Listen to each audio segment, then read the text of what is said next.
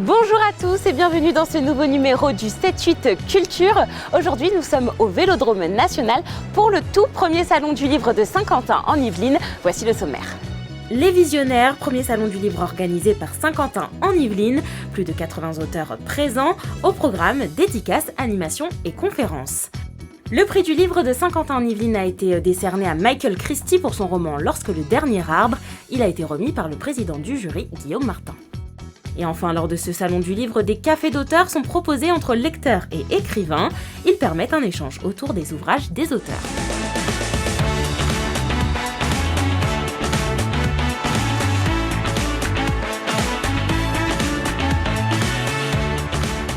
Je me trouve au Vélodrome National pour le tout premier salon du livre organisé par Saint-Quentin en Yvelines, nommé Les Visionnaires. Cet événement rassemble près de 80 auteurs.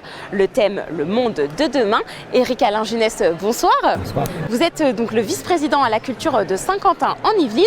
Alors pourquoi l'agglomération de Saint-Quentin en Yvelines organise en 2022 son tout premier salon du livre? Le livre a été en première ligne, je dirais, au moment de la pandémie. Ce vélodrome a été un lieu majeur dans cette aventure collective que nous avons vécue comme étant le premier centre de vaccination. Et je trouve que symboliquement, il était important de réunir le livre dans ce lieu pour parler de l'avenir enfin et appréhender le monde de demain. Vous l'avez dit, ce sont près de 80 auteurs qui sont ici sur 2 jours. Ce sont des auteurs de tout genre confondus. Comment vous avez fait pour les sélectionner ? Eh bien, oui, en effet, ce sont des auteurs de tout genre confondus, avec des ouvrages qui s'adressent aux plus petits, mais aussi aux adolescents, aux adultes et à tous les publics. Et l'idée et le thème directeur donc, de cette première édition, c'est la ville de demain. Saint-Quentin-en-Yvelines est une terre d'innovation. Et si on veut innover, il faut appréhender les choses, il faut les rêver, il faut les imaginer, il faut savoir se projeter dans l'avenir. Et l'expertise de tous ces auteurs nous est précieuse. Est-ce que vous pouvez nous dire 2-3 auteurs Je peux vous citer déjà au moins ceux qui ont concouru pour le premier prix du livre de Saint-Quentin, du salon de Saint-Quentin en Yvelines. Il y avait Delphine de Vigan, Michael Christie et Gaspard Koenig. Alors pour étoffer la liste, voici aussi d'autres auteurs également présents sur ce salon du livre.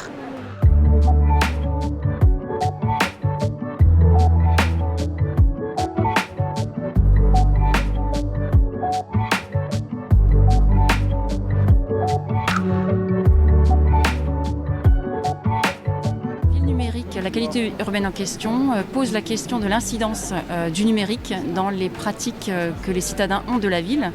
Et il s'agit de comprendre quelles sont les conséquences de nos usages du numérique sur notre relation à la ville, mais notre rapport aux autres aussi dans l'espace public urbain. C'est globalement en une centaine de pages, 200 pages, j'essaye de vous expliquer ce qu'il y a dedans ce petit appareil et surtout ce qu'il y a derrière pour essayer de démystifier l'objet et puis vous montrer que finalement, même si la vitrine est belle, l'arrière-boutique est peut-être des fois un peu sombre. C'est un livre qui raconte l'histoire de 2 jeunes filles qui ont 17 ans. Elles doivent partir en Australie, mais malheureusement elles s'arrêtent en Slovénie, dans une maison qui est un petit peu particulière, un petit peu mystérieuse, sur laquelle il y a un terrain de fouilles archéologiques. À partir de ce moment-là, un nouveau monde va s'ouvrir à ces 2 adolescentes. Qui parle de la protection des animaux sauvages, les différents problèmes qui sont liés à l'homme et comment à hauteur d'enfant on peut faire des actions qui peuvent changer cette situation ou en tout cas améliorer cette situation. Une histoire d'anticipation qui parle de la montée de multinationales qui vont décider de numériser l'ensemble des livres de la planète et brûler tout ce qui est du papier, de manière à pouvoir avoir un contrôle sur ce qui peut être lu par la population. Tous ces auteurs pourront faire des séances de dédicaces. Il y aura également des animations en continu, comme des jeux, des expositions, encore des lectures. C'est une programmation assez dense pour cette première année. Assez dense, d'autant plus qu'il y a aussi des cafés d'auteurs, donc des sortes de conférences. Il y aura aussi des conférences plus larges avec des auteurs prestigieux qui vont pouvoir nous parler justement de de leur appréhension du monde de demain. Et en complément du salon en présentiel, vous l'avez dit en introduction au Vélodrome, vous avez aussi organisé un salon du livre en digital. Qu'est-ce que l'on pourra voir ? Eh ben, vous pourrez tout voir, tout revoir, puisqu'il y aura des podcasts, et vous pourrez participer à tous les événements importants du salon, mais aussi à d'autres événements qui seront dédiés à ce salon digital. Et on donne l'adresse à nos téléspectateurs, c'est sky-lesvisionnaires.virtualfair.fr. Voilà, et donc cette page est accessible jusqu'au 8 avril, si je ne me trompe pas. C'est exactement ça, jusqu'au 8 avril. Merci beaucoup, Éric Alanginès, d'avoir été notre invité. Merci. Saint-Quentin-en-Yvelines décerne un prix littéraire à un auteur. 3 romans étaient également en compétition. Depuis le 16 novembre 2021, les internautes pouvaient également donner leur vote en ligne. Sur le thème de la ville de demain, ils étaient 3 à concourir pour le prix du livre de Saint-Quentin-en-Yvelines. Gaspard Koning avec L'Enfer, Delphine De Vigan, auteur de Les enfants sont rois, et Michael Christie avec son roman Lorsque le dernier arbre. C'est un gagnant, Lorsque le dernier arbre, aux éditions Albin Michel de Michael Christie. C'est finalement l'auteur canadien qui remporte cette récompense. Son roman raconte l'histoire d'une famille américaine assombrie par une accumulation de secrets et de tabous sur 4 générations, des années 1930 aux années 2030, où les personnages sont intimement liés à celui des arbres. Oui, je suis très content, je suis honoré. Je voulais écrire un livre qui s'engage pour l'écologie, la nature, avec notre rôle dans la protection de la nature. C'est pour cela que j'ai utilisé le sujet des arbres. Le prix du livre était décerné à moitié par des lecteurs et par un jury composé de 9 professionnels. Une majorité pour Michael Christie, mais quand même une façon de signaler que les 2 autres œuvres avaient aussi une portée, quand même, un regard sur la société actuelle. Les fans étaient aussi au rendez-vous pour saluer le travail de Michael Christie. Je viens de demander une dédicace à Michael Christie parce que j'ai adoré son livre, je l'ai déjà lu. Mais j'ai même voté pour lui justement pour qu'il obtienne le prix. J'adore, c'est génial, c'est vraiment un honneur de participer à cette première édition du Salon du Livre et je suis sûr qu'il y en aura d'autres après. Et lors de la cérémonie de remise de prix, l'auteur a remporté la somme de 5 000 €. L'écrivain travaille désormais avec des producteurs pour adapter son roman à la télévision. Il devrait également sortir un nouveau livre prochainement. Le prix du livre a donc été remis par Guillaume Martin. Nous l'avons rencontré, regardez. Guillaume Martin, bonjour, vous êtes le président du jury du prix du livre de Saint-Quentin-en-Yvelines. On vous connaît surtout en tant que cycliste professionnel au sein de l'équipe Cofidis. Vous êtes arrivé 8e du dernier Tour de France, mais vous avez aussi d'autres cordes à votre arc. Vous êtes philosophe et écrivain. D'ailleurs, vous vous considérez comme vélosophe. Participer à un salon du jury, être président du jury, qu'est-ce que ça représente pour vous ? Déjà, c'est une expérience nouvelle pour moi. C'est vrai que je suis plutôt habitué sur le vélo ou à écrire sur mon loisir, mais là, c'est une responsabilité particulière quand même que de devoir décider d'un prix littéraire. Donc moi, en tout cas, je l'ai vécu avec plaisir. Après, ce qui est original et un peu un hasard heureux, c'est le fait que ce salon littéraire se tienne dans le vélodrome de la Fédération française de cyclisme, donc voilà, ça a réuni un peu mes deux univers. Les 3 romans en compétition évoquaient les 3 mondes de demain, l'évolution de notre monde. En quoi c'est une thématique intéressante pour les lecteurs ? Je pense que la littérature se nourrit d'imaginaire, c'est toujours nourri d'imaginaire et qu'elle a aussi quelque chose à nous enseigner sur notre temps et sur ce que notre société aussi peut devenir. Et le biais de la fiction apporte quelque chose d'autre et enrichit notre vision. Et en tout cas, pour des lecteurs, c'est passionnant parce que ça pose des questions.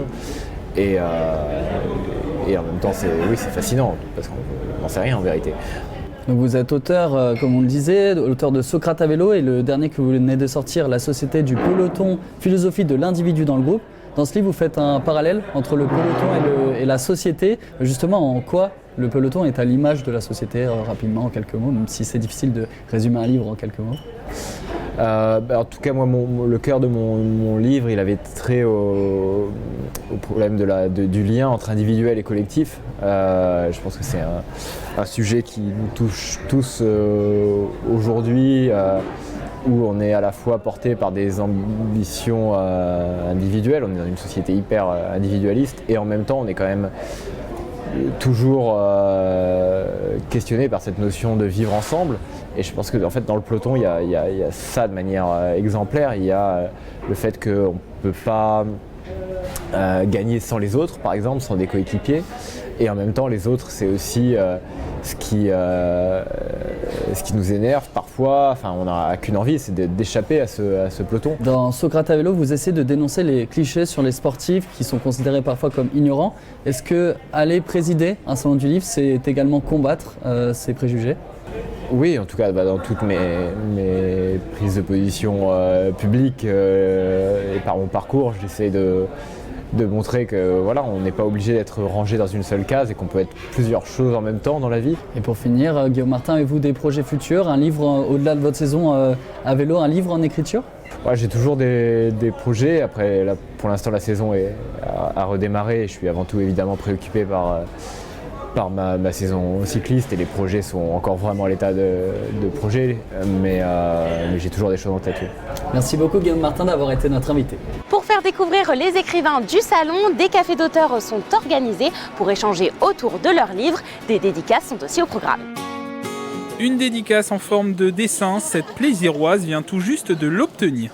Là j'ai eu un super cadeau, c'est la dédicace donc de Brice qui m'a fait une superbe illustration de cet album BD qui doit être génial. Dans les allées du Salon du Livre de Saint-Quentin en Yvelines, les visiteurs peuvent discuter avec les auteurs et recherchent souvent les dédicaces. On a l'occasion de discuter avec l'auteur en direct, donc je pense que ça rend ça un petit peu plus vivant que juste aller chercher un livre sur une étagère. Ça me fait plaisir parce que quand je lis des livres, j'ai l'impression d'entrer dans leur vie en quelque sorte et ça me fait plaisir de les rencontrer pour voir comment ils les ont écrits, leur imagination, de quoi ils se sont inspirés. Quand on écrit un livre, c'est assez solitaire. On fait des vidéos dans son jardin, on écrit un livre, on est un peu seul dans son bureau. Et là, c'est l'occasion de rencontrer les gens, de pouvoir discuter, d'échanger. Et c'est agréable aussi d'avoir cette rencontre physique.